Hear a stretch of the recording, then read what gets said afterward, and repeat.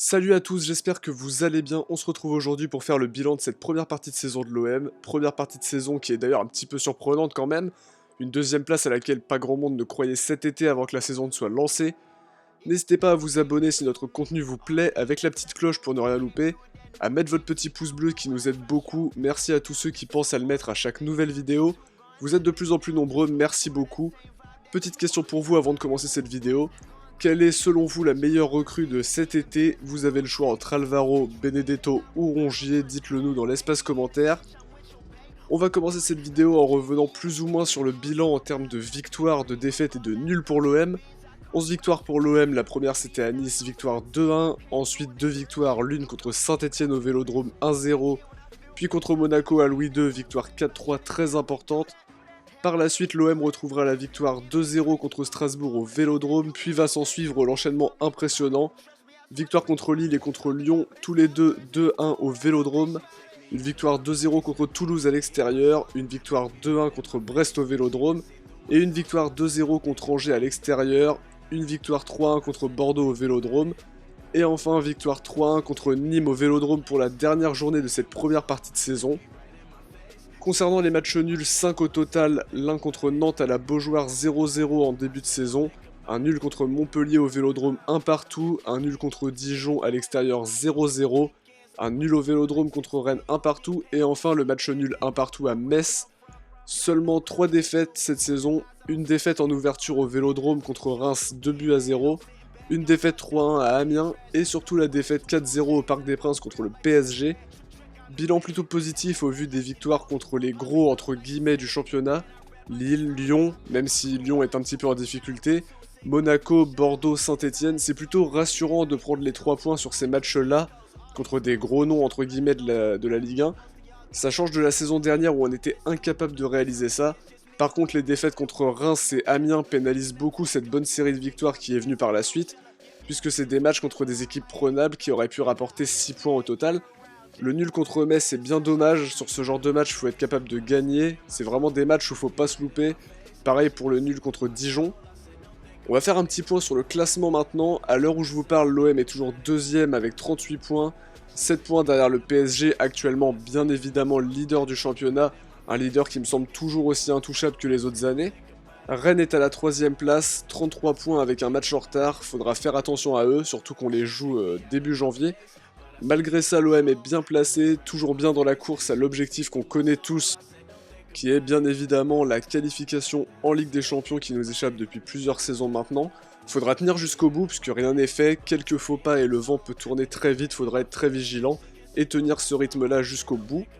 Pour le classement des buteurs de cette première partie de saison, Benedetto et Payet se partagent le trône avec 7 buts chacun, Nemanja Radonjic arrive juste derrière avec 4 buts, tous après être entrés en jeu. À la 4ème place, on retrouve Sanson avec 3 buts, puis Germain avec 2 petits buts. Parmi les buteurs à 1 but, on va retrouver Camara, Sarr, Strootman, Amavi et Tchaleta Tsar. Ces statistiques des meilleurs buteurs est parlante car on voit que tout le monde est impliqué, tout ne repose pas sur un seul joueur et chacun peut y aller de son petit but à tout moment. Faudra savoir continuer comme ça, garder ce réalisme pour aller chercher cette LDC. Au niveau des passes décisives, Payet est leader du classement avec 3 passes décisives. Ensuite, Bounassar avec 2 passes D à égalité avec Strootman et Germain. Derrière, on retrouve tous les joueurs qui ont délivré une seule passe décisive, c'est-à-dire Rongier, Lopez, Sanson, Camara, Amavi et Nemanja Radonjic. On va revenir un petit peu sur l'équipe type de cette première partie de saison. On va se baser sur le temps de jeu et les équipes alignées.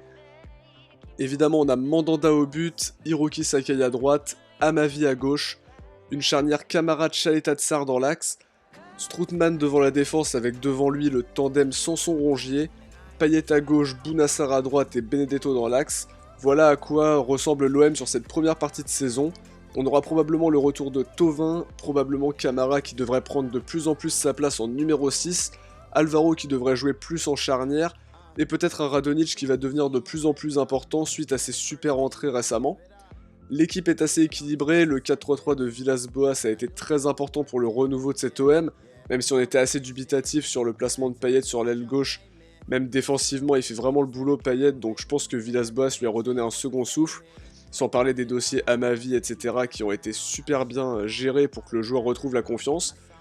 Alors Villas-Boas très important pour le renouveau de cet OM, malgré une aile droite offensive qui est un peu déséquilibrée, avec un Bounassar qui devra se montrer plus tranchant et qui joue un peu le rôle de pansement pendant que Thauvin est toujours blessé. En tout cas, donnez-nous dans les commentaires l'équipe que vous voudriez voir alignée plus souvent, celle qui selon vous nous donne le plus de chances de remporter un match. Pour les besoins de cette vidéo, on a été amené à vous demander qui était votre top et votre flop marseillais de cette partie de saison de 2019-2020. Pour le top, je vous avais proposé Mandanda, Payet, Benedetto, Rongier et Sanson. Vous avez été 53% à élire Dimitri Payet comme Marseillais de cette première partie de saison. Derrière, Rongier reçoit 22% des votes. Mandanda ferme le podium avec 13%.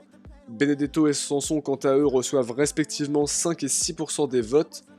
Personnellement, j'aurais élu Rongier Marseillais de la première partie de saison, même si évidemment les 5 joueurs proposés méritaient d'être élus Marseillais de ce début de saison pour le rapport.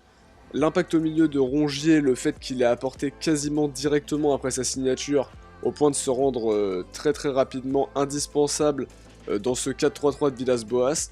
Beaucoup de ballons grattés, un jeu vers l'avant intéressant, une grinta, la qualité technique du joueur qui me fait dire que je l'aurais élu Marseillais de cette première partie de saison. Mais évidemment, Payet mérite très bien son statut de meilleur Marseillais grâce à ce sondage. Pour les flops, je vous avais proposé Sakai, Sarr, Strootman, Germain et Lopez. Vous avez élu à 63% Kevin Strootman comme étant le flop de ce début de saison.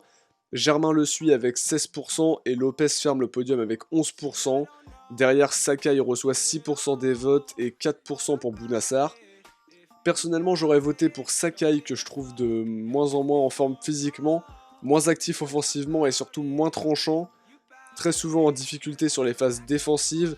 Il fait vraiment un début de saison délicat, je trouve. Avec le retour de Thauvin, il pourra retrouver cette complicité qu'ils avaient avant et qui sublimait aussi un peu Sakai. En plus, si Thauvin revient bien, Sarr pourrait être amené de nouveau à jouer latéral droit pour remplacer et faire souffler Sakai, tout en lui apportant de la concurrence saine qui pourra élever le niveau de jeu des deux. Concernant Strootman, il n'a pas toujours été exceptionnel, peut-être un peu victime du prix de son transfert, mais il a apporté de l'équilibre à cette équipe, tout en oubliant un peu de jouer vers l'avant évidemment. Son impact ne se voit pas forcément, mais il est loin d'être si mauvais que ça à mon goût. Même si on aurait aimé le voir un cran devant au milieu pour faire parler sa vision du jeu et son jeu de passe, à ce poste de numéro 6 il sera probablement jamais éclatant, mais va apporter du sérieux défensivement, même s'il sera toujours, je pense, victime de la lenteur qu'il montre très régulièrement.